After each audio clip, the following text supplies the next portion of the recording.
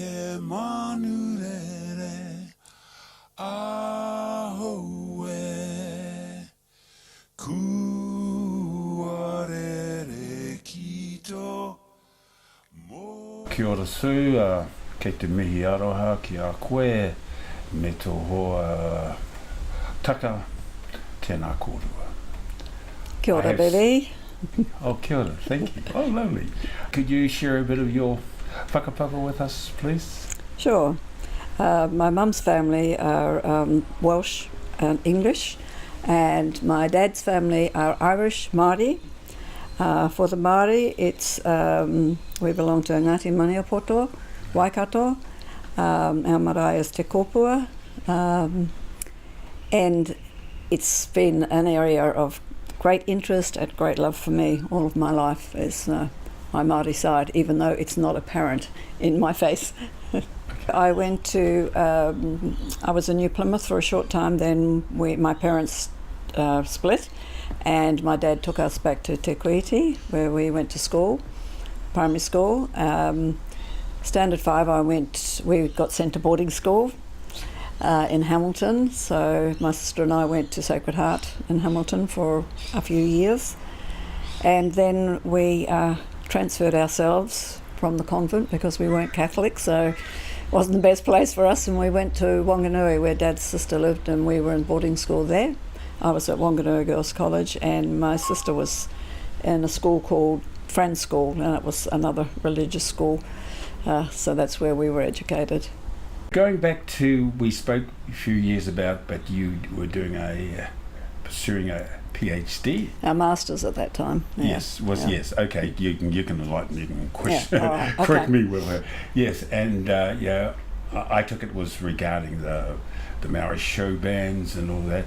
Could you enlighten us more about that, please? Okay. I had a stint in Japan. I was teaching there for 4 years, 1990 to 1994, and returned to New Zealand and decided I would do a master's.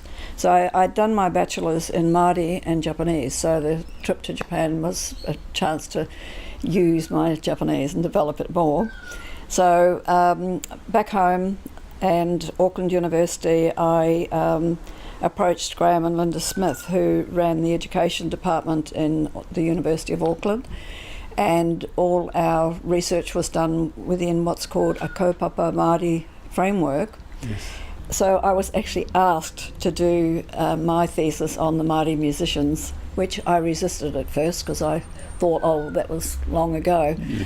But it was pointed out to me that nothing had been done, and it was, such a great history that nobody knew anything of. It basically had been kept invisible. So I agreed to do it, and once I started, I became passionate about it, and it took on a life of its own through interviewing and meeting with all the wonderful people that were a part of that era. Thank you. And what year was this about? So I did my master's in 1994 to 1996 when I graduated. Wow. And it got first class honours, I'd like to say. Fantastic. And I think probably because of the musician stories that people just loved that thesis. I think it was their stories that brought it to life. Mm. Well, that would have been required a lot of work on your part, with the research part, and it was. Having to go out and check or find out all these elusive entertainers. Well, I was really lucky. I interviewed 13 people in quite a short space of time. I had 12 months to do the thesis, so I had to have the academic framework, and then I decided to let the people tell their own stories, which I didn't interfere with, so the stories speak for themselves. They're their stories, which is that's our way, our traditional way, isn't it? Yes. Oral histories and people telling their own stories.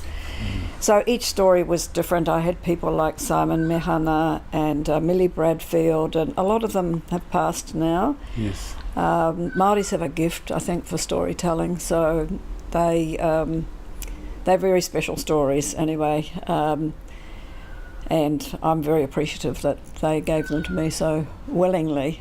Rob Tamiha, or Rob Hemi, who was in the Māori High Five. Yes, he was from the High Fives, yes. Rob and I were in close contact at that time, and he was really supportive. He gave me his story, but he also did Kawana Pohe's story. Oh. You know Kawana. So Yes. Rob decided he'd do his story for him. So And did he finish that? Did he actually finish that story? Was it ever published? No, not a book, but just, okay. his story for okay. the thesis, sorry. based on my questionnaire, really. Yeah, Okay. he did that. Joy Yates was there. I mean, lots of wonderful Lovely. musicians from different groups. Toko Pompey was there, Benny from Premiers. Yes. Yeah. So yeah, all of them really, really interesting stories about growing up at home, how they got into music, basically the way they learned. Nobody having a formal music education, all those kinds of things. Yeah. Yes. Okay, now we'll jump ahead, and I remember just the other day we were talking about Paddy Tatai's book. Yes. And how did that come about? Because you told me an interesting story about that, that it was supposed to be published by somebody or given to somebody else, or what was the story on that? Well, Paddy and I have always been in communication ever since I did my thesis, really, and then I interviewed him and a lot of other musicians at Kawanas, remember? Yes. That was because of the early stories that I got. There were so many people who hadn't told their story that I couldn't just do it based on those 13 people that I had, so I wanted to collect all the stories of all the people that I could get who were involved. So I interviewed Paddy, got his story, and then encouraged him, to write his own book, because I felt he had a gift for telling his story. So he has written a book, and he's kept in communication with me over the years and shared it with me. And just months really before he died, he told me he wanted me to have that book, and I could use it any way that I wanted. And obviously I am going to try to have it published for him. I've already been making inquiries. He didn't want to change anything in it. It was as he's given it to me. So it's the story of the high five, but it's also his own personal story as well. And You were saying the publisher were saying there was 2 stories in it? Sort of? Yes, one person that I spoke to said, really, this book, it's 2 books. Two books. Yeah, but I told Paddy and he said no.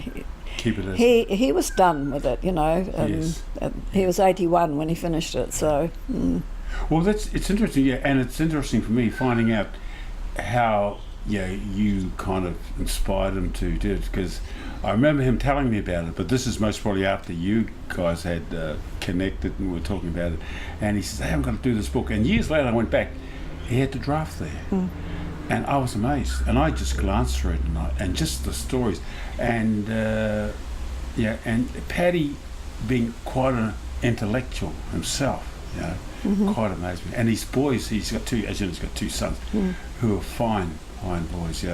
I'm actually currently supporting other people who are doing research on the Maori bands. One guy is an author, and he's writing a book, and so it will be based on that, but it's a novel.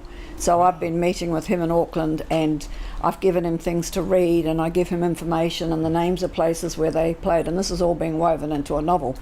And I'm supporting a woman in Otago University, so I have to do things that could be just naming the people in the photos, or she used my thesis for her master's. Now she's going on to PhD. This is Heki Kirwani's daughter. Wow. And so, then I thought, well, I'm supporting all these people, but actually I've got a responsibility to all my people. See, and the other thing is I don't work anymore. So I've been teaching up to 2 years ago. So basically I stopped around the time that Linda passed, and then we went to sort stuff out in France, and now I actually have got time to think and to look at this work. And so I tried, just between us, to sort of say to Waikato University, where I've got friends who are professors, Māori professors, I'll just give you this so it'll be safekeeping and somebody can carry on with it. And they emailed me back and said, you need to do a PhD. And before I was like, I'm too old, and blah, it'll give me stress, and rah, rah. And then, I don't know, just a couple of weeks ago, I thought, no, I'm going to do it.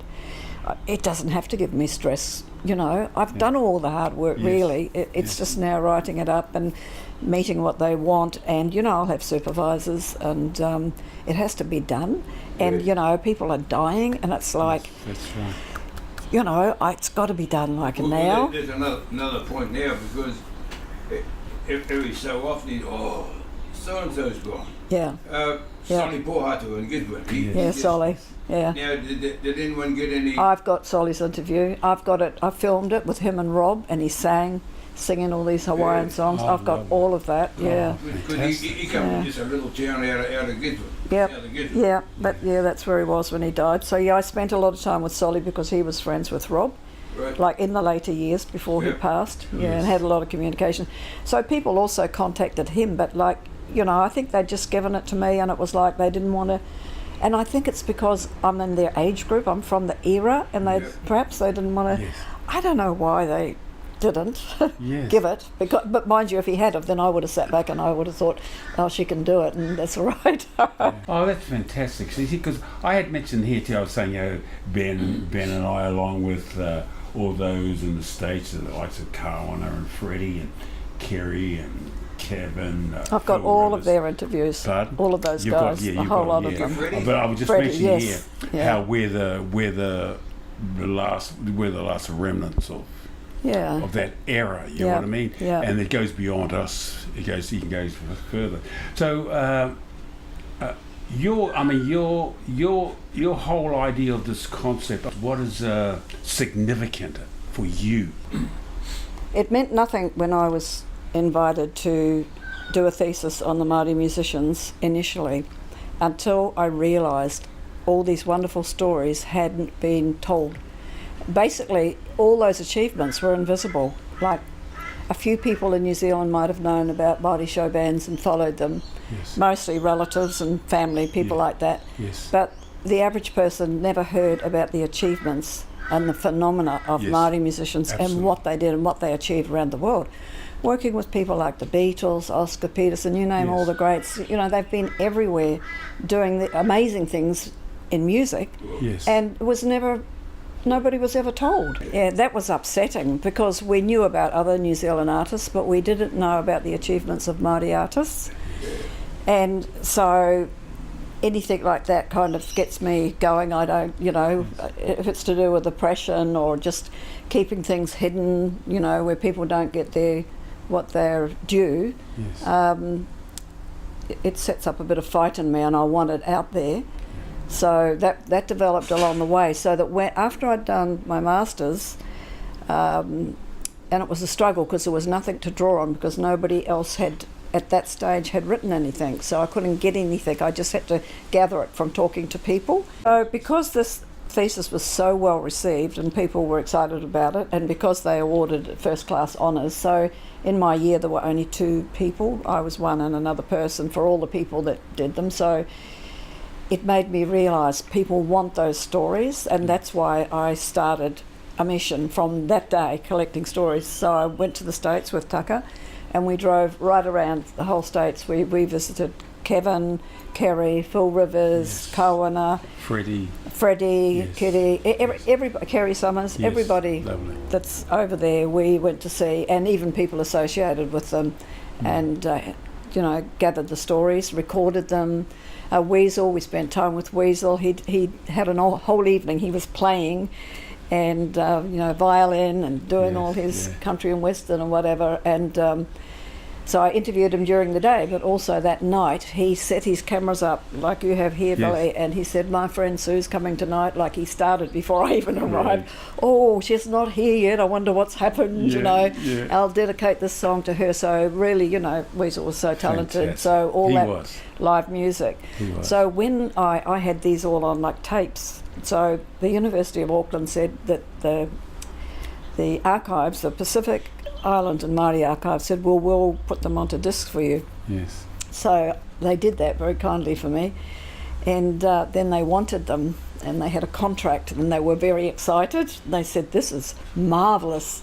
Right. Can you sign? Can we have this? Can you Yes. sign the contract?" And I consulted with one of my Māori academic colleagues, and she said, "No."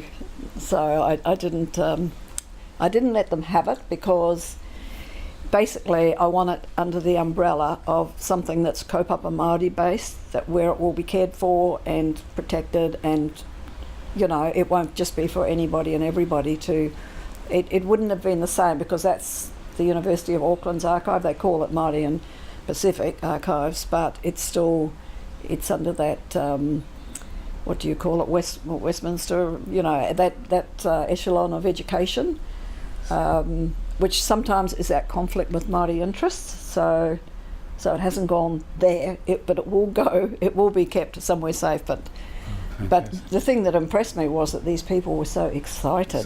Yes. And that's their job, to do archives all the time. Wow, fantastic. So this guy Nigel, he said, please let me have it, and it was like, so this really, because along the way I didn't even understand our worth, or, because when you're living amongst it, and you play here, you play there, and everyone thinks it's great, and everyone rocks up, but you can't see it in the context of looking at it from the outside. Objectively. Yeah, yes. because you're sort of in it, and it's just what you do. And so I didn't really realise until I started doing this work how amazing all the people involved have been, what they've achieved. And I wonder how many Māori musicians left in New Zealand at that time, probably causing quite a gap in who was left to play music, because I think everybody who could play music went. Yes, that's right. It was, yeah. It was, mind you, coming to Aussie during the early 60s, it was vibrant. Yeah. I use that word. It was electric, you know what I mean? Because, and us having our youth at the time, it was just Sydney. The clubs had big shows, like Vegas type shows with all the chorus lines and everything. It was just amazing. Well, let me tell you just briefly about the Māori premieres. So Rufus, my husband at the time, was touring with Howard Morrison. Yes. So this guy Cousins came over to New Zealand from the Petersham, that's right, Benny. Now he had Barry Erickson and that the Highliners or whatever they were called. Got hold of us at the yeah, so he came over, and so he basically handpicked these musicians. And when we got on the plane, and Ronnie Cooper came in last minute because the bass player had pulled out, and Rufus's father gave him £5. He had nothing but what he stood in to jump on that plane, and £5 from the old man to go over. The first class of the plane was empty. The band got into first class to rehearse their first song together. So that was Fiddle, Red McLeod. There was a wonderful guitarist called Lou Graham. Yes, yes. Beautiful guitarist, jazz guitarist. Charlie Smith, Ronnie Cooper, Rufus. Wow. Yeah, that was the lineup. And they packed that place in a short space of time. I've got friends that started going there early days, but what Ian Cousins, that was his name, what he did with them, he used to take them out night after night, Checkers, to the different night spots to see the entertainment, and then before you knew it, they'd incorporated it into their shows. I think within 6 months that band was playing at Checkers nightclub, so they'd do the Petersham Inn, pack their gear up and go down to Checkers and play there for Dennis Wong, his name was. Yes. So that's how quickly they... Yes. And Sunday, Engadine. Engadine, that's right, Engadine, yeah.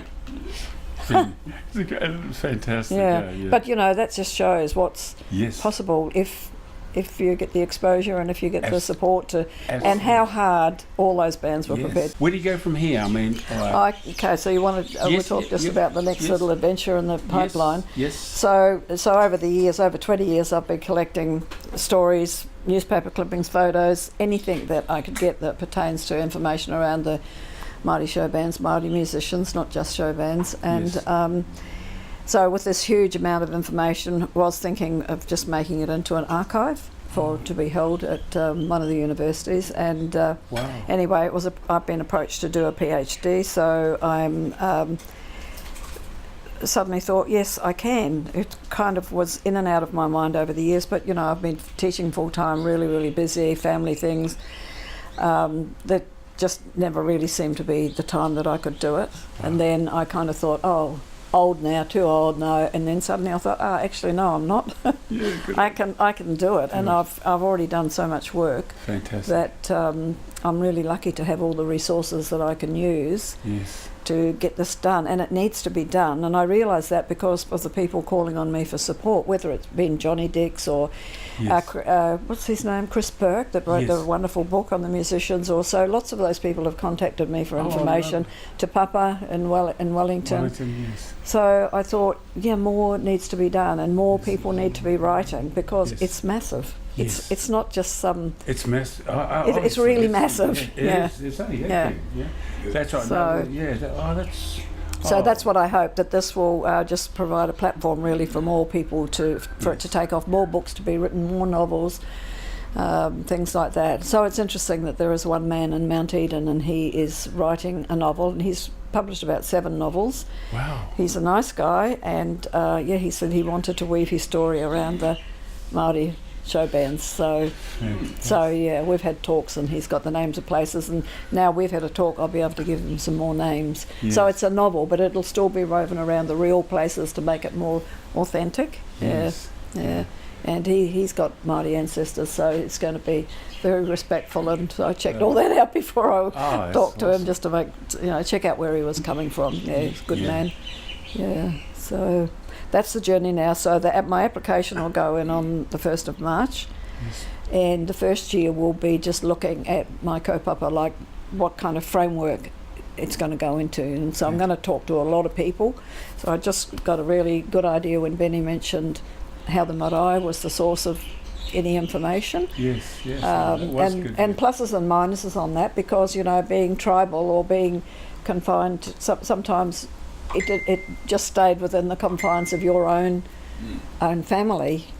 So if you see people and they see something happening with show bands, they'll pop up and they remember everything. Yes, that's right. They know everything. Yes.